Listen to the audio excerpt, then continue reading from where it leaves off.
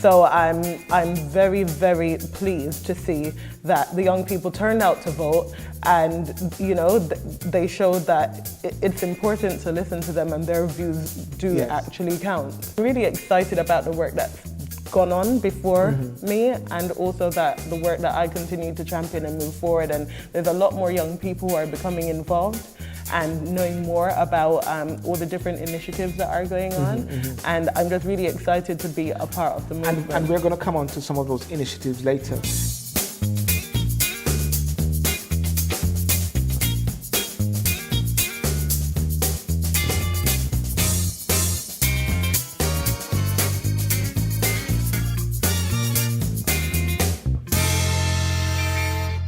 Ladies and gentlemen, welcome back to the show. And of course, as you see, I'm smiling because I'm having some jokes here with Tanesha Westcarr, who is joining me on the red chair. Hi again, Tanesha. Hello, SYLBOURNE. Good, good, good. Okay, we talk about disconnection, we talk about reconnection. What are some of the things that you are doing specifically, and especially with the advent of Jamaica 55 independence for Jamaica? And I see a massive thrust, the High Commission and the work that you're doing. Give us a sort of overview as to this connection, reconnection. Yeah, well, I share something that we started last year. In November, I spearheaded the movement for the Jamaica Youth Forum UK, which was held at the Houses of Parliament. And I got the all-party parliamentary group, which is headed by Dawn Butler, MP for Brent. She was in attendance, along with two other MPs from the all-party parliamentary group. So we had a Labour MP, a Conservative MP, and a Scottish National MP as well. So that was really, really exciting. And we spoke about some of the issues that we're discussing today around like identity, youth leadership, the Economic Growth Council, that's something very topical in Jamaica, and harnessing the power of the diaspora. And that was really, really excellent to have the young people come out in droves. We even had someone come from France. And these were young people who would not have normally been engaged. And some of the things that we changed in terms of our marketing was the languaging. We realize sometimes when we say diaspora and all of these very, you know, fancy words, it seems very elitist, and it also seems very segregated, like it's a group club, that, and it's something that they really just don't understand. So we simplified the language and we said, listen, this forum is for anyone with Jamaican parents or grandparents. And that really opened it up to so many more people. So therefore, so you're saying that it's a marketing, is how we market the whole process then? I think the marketing has a huge part to play, because I can't connect to something that I don't understand. And I find that for many of our young people, that was actually the case. When I said I'm a part of the Jamaican diaspora, they're like, well, what's that group? What is it? A club or something like that? But if you say, this is for anyone with Jamaican parents or Jamaican heritage, Jamaican grandparents, then immediately someone can identify. And that would be whether both parents are Jamaican or if they're of mixed heritage. So we had people there with parents who, one parent was Jamaican, one parent was Ghanaian. You know, one parent was Jamaican, one parent was Caucasian. So that opened the field up to far many more young people. And I felt that it was far more representative of more of the young people within our society. So therefore, that was... So therefore, you got the bug at some point. Because you've been here in the UK for how long? Well, since 2002, but I was living here before then. So the point about it is that the Diaspora organization has been going on for a while. Yes. Right? So when did you get the bug then? Because this is the thing now, the bug whereby you're able to connect to it in order for you to sell it. Yeah. So well, what was that bug? What was that drive? My very first occasion with the Jamaican diaspora was actually back in 2007. However, the timing wasn't right, and I don't think we had progressed enough in terms of a collective, cohesive movement. So I reconnected with the diaspora in 2015, and I fully immersed myself by traveling to Jamaica for the 2015 Biennial Diaspora Conference. And there I was able to learn a lot more of the different things things that were going on. I started doing some work in the education sector and connecting with various groups, the Jamaican Education Task Force, UK. We did some work at the Day of Service, and that kind of led into a progressive connection with the community, and also kind of being a bridge, because it almost helped that I didn't have the background in the diaspora movement. So I very much represented those who were disconnected. So therefore you're like a fresh kid on the block. Exactly, exactly. So at that point I was very happy to just sit down. I didn't want to stand up and raise any opinions or anything like that. It was really about seeing what the community was about, seeing who the action people were, see who the talkers were, and also finding my feet to see where I best fit and what impact I could make within the community. Okay, so with that now, you're on the thrust now of engaging like with the young people and with the Jamaica 55 now. Explain. Right, so with the Jamaica 55, bringing it right up to date, so it's still the same youth engagement movement that has continued. However, because this year Jamaica celebrates 55 years of independence in August, we have aligned our efforts with those of the Jamaican High Commission, who have a whole year planned of activities. So it won't just be the celebration for August, but it will be a whole year long set of activities on to March 2018. Right. So in May, I was named as a co-chair on the Youth and Social Media Subcommittee for Jamaica 55. So all our efforts will be geared towards further engagement, and that will be via the various different events that are going on, and ensuring that these events that are already amazing, already being organized by the different people, have the youth represented at those events. Well, we're gonna have to make sure that this show is logged into part of the Diaspora 55 Legacy program as well. Well, absolutely, it absolutely has to be. And I guess what I like about the approach of the Jamaica 55 is that it isn't one-off. There is continuity, and that's what's going to enable the young people to stay engaged, not just prop up, but maintain that engagement. So we've got various events, and we are also looking to have a youth event as well early next year. Within Jamaica 55. So it won't be for the actual celebrations in August, because the program is just literally too full. But we will have young people attending various different events, especially during the summertime, but running all the way through until next year in March. So what you've done, you have set the stage, you've set the tone, you're connecting with the young people, you're doing politics with interrelations, and you train entrepreneurs. Yes. How do you do it? Many ways. I'm very busy. I'm very busy. Time management is a key factor in my life, and I believe that you're able to achieve so much more when you appropriate the right timing to being productive and not just being busy. Okay, stop a second. Ladies and gentlemen, this is it. You also train entrepreneurs from all over the world, helping and informing people about setting up and running their own business. You know, you combine this with your extensive work with young people and informing them about many hurdles and the effect the recession has had. Is setting up your own business becoming harder for young people, do you find? But I want to just go back there. How, with the time management, which you say now, and how do you see that with young people in a time of austerity, in a time whereby there's no sort of guarantee 9 to 5? You don't even know what 9 to 5 is, do you? 9 to 5. I have worked. I run my own business, but yes. You know?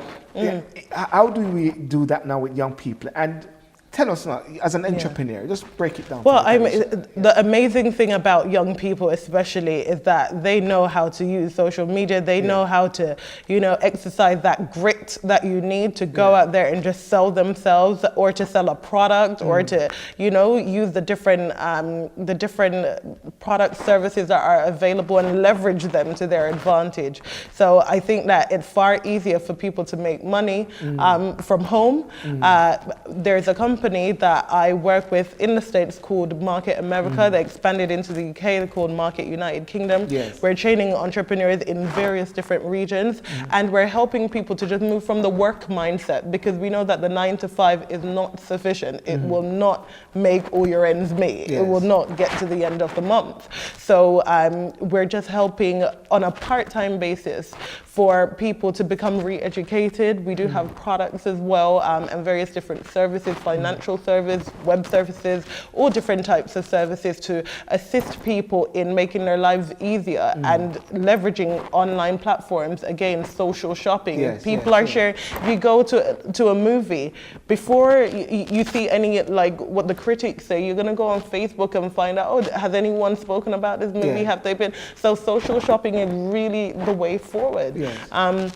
So we're leveraging online shopping. More and more stores are closing, and just helping the everyday person to be able to earn that, you know, that ongoing substantial income that they can't probably get from their 9 to 5 job. So therefore, what I'm getting, that everything is connected.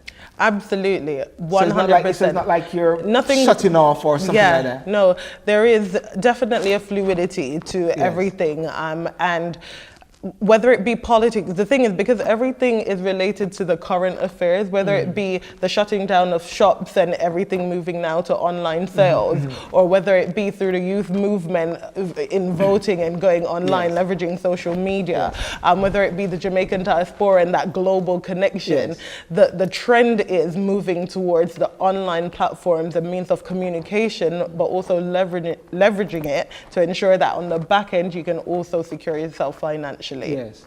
Now let's go a bit slightly deeper now into the whole aspect of leadership, the whole aspect of politics. We've seen the advent of Brexit. We have seen the advent of the recent elections. We have seen the recent atrocities in London. We have seen the recent Grenfell Tower fell. One of the things that I'm asking persons at different times is that, do you feel that the country, the UK, has leadership that empathize with the people? I think that... Sorry, I'm putting you on the spot. I didn't expect. But I believe that the UK can be more empathetic. And I don't think that is towards one political party or another. I think that with the recent elections, the people are speaking and they're shouting and they're saying, this is what we want, and we're real people, we're not just statistics. And I think that it's becoming the various incidents that's happened, especially within, you know, Manchester, London, you know, the UK on a whole, it's also causing somewhat of a solidarity within the community, regardless of, you know, color or race, political, but we're in political alliances and so forth. It really is about people and ensuring that the society is well represented. Can we do better in our leadership? Absolutely. And that is regardless of what party. So there needs to be that empathy indeed, but also a leadership that is more reflective of more people in the society, because I think that's where we're seeing that fragmentation between the people and politics, you know, and more the people are raising their voice and saying, well, enough is enough, you know, policies need to change. You see, Tanesha, I mean, I'm talking to you, and I'm a person who's politically in tune to what's going on. We need people like, I'm sure you got political ambitions in this country. Yes. Right? And I said something the other night, and I said to a lot of people, I was doing a Facebook Live, and I said, guys, get ready, let's step up, man. We need to populate the House of Westminster, the House of Commons. We've got to change some games, you know what I'm saying? And I'm saying this, and I'm very serious, Tanesha, because at the end of the day, there's no boundary after 18 to become a House of Commons Member of Parliament, you know? And I believe, like yourself and people who are rising up and seeing this, not to believe that just by because I'm young and on Facebook I can't do it. And I think that is something that has got to be done. I think that's very encouraging to hear, and I have seen your posts around like youth really standing up and becoming, you know, the leaders that they're destined to be. And I think that the timing is becoming more apparent that we have the voice, you know, we have the exposure, we can get involved, but we can also occupy and take territory. Occupy, because, you know, the thing about it is that, and you rightly said about the people are speaking, I always say that, okay, in 2010, we had the coalition where the people spoke and said, I don't trust any of you, so I want you guys to work together. Okay, we trust you a bit. 2015. Yeah. Now, what happens now? You thought you had it in the bag, but the people, it shows that the people are speaking, and the people are saying, hang on a second, we want a government or a leadership that can work together. That's what I'm hearing. Yeah, well, definitely, I think what the people want is a government they can trust. Yes. And I know that sometimes trust is a very tricky area in politics, but I fear that the community just do not think that the representatives are representing their interests. And where you have that lack of trust, I think it's very difficult to move forward. And what they're doing is exercising their democratic right. And I'm sure it won't just end with the general elections. I think there'll continue to be different forms of protests against different policies or different initiatives or different interests if the people don't feel that things are happening in a way that reflects them, that, you know, uplifts their society. And that is politics. Yeah. And just because the parties in power or that MP is in power, that doesn't mean to say they get a free ride. Absolutely. It's politics, and you keep going. Far more groups lobbying against different issues. And as I mentioned before, the all-party groups, you know, there's so many different groups that are being, you know, started on the various different issues or gripes that people are having within their own sections or sectors, and they believe that, well, you know what, we're going to use the political channels, you know, and this is what I like. They're not just, they're no longer, they're no longer talking, but they're becoming astute as to the political channels that should be used to challenge those in authorities and making a stand when it counts. Because you can stand all the time, but it's standing when it counts. Well, you know, ladies and gentlemen, she's saying standing when it counts, but I'll sit at her feet and listen. And I'm sure many of you will as well, you know. Now, Tanesha, that's awesome. And finally, before we go, just can you give us any idea of any dates of any key thing which is happening very soon that young people or people need to understand about Jamaica 55? Yeah, well, for Jamaica 55, we've literally got so many events coming up. I know we've got some sporting events at the beginning of July. I know we've got Song for Jamaica on Jamaica on June 25th. Yeah, we're going to put up some of these dates.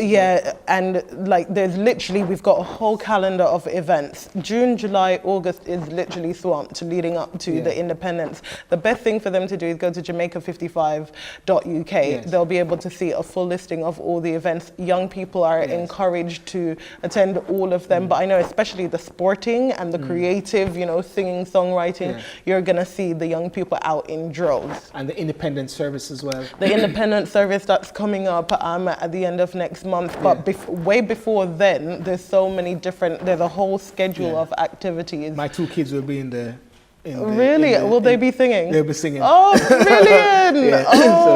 So that's amazing. That, Oh, I must also say that as part of the whole Jamaica 55 celebrations, there is also the Jamaica 55 Diaspora Conference. And that's taking place from July 23rd through to July 27th in Kingston, Jamaica. I will be in attendance there, as well as quite a few other young people who are flying down. So you represent me as a young people? I absolutely will represent you.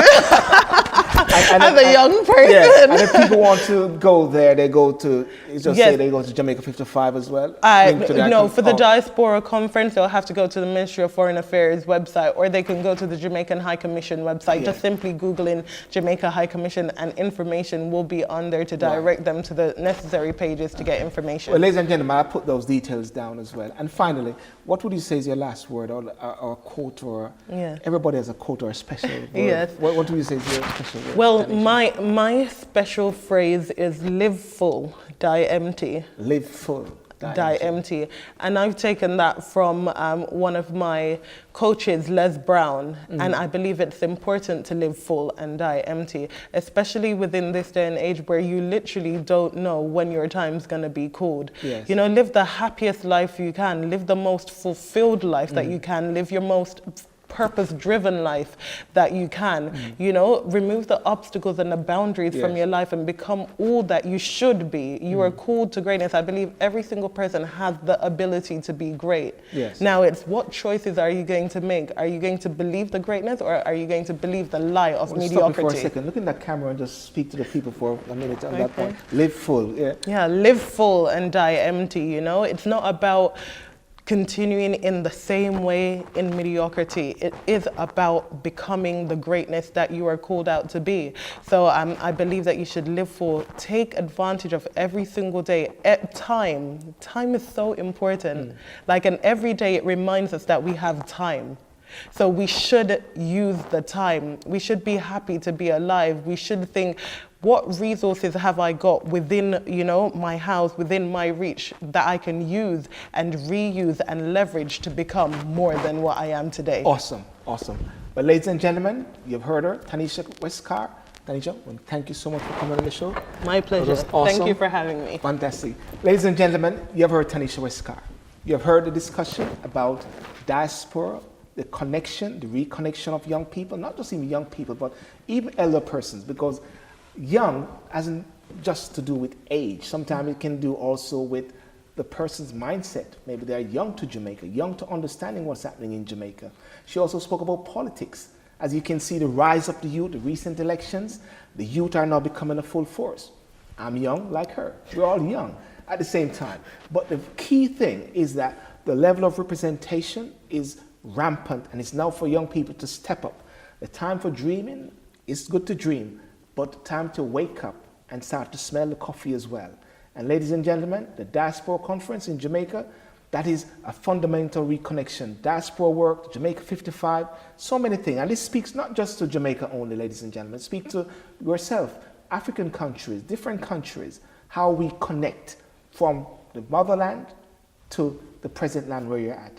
Thank you, ladies and gentlemen, for joining us on the SYLBOURNE Show. Remember to like, subscribe, and share the videos. And remember, SYLBOURNE TV, hashtag, and as well, subscribe. And you know what to do.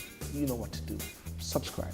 Thank you. Hi, I'm Tanesha Westcarr, and I've just finished a fantastic interview on the SYLBOURNE Show. Remember to like, subscribe, and share. Thanks for watching.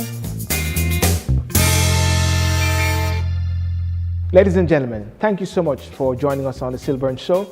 And of course, what I'd like you to do is to like the videos, share the videos, and subscribe to the channel.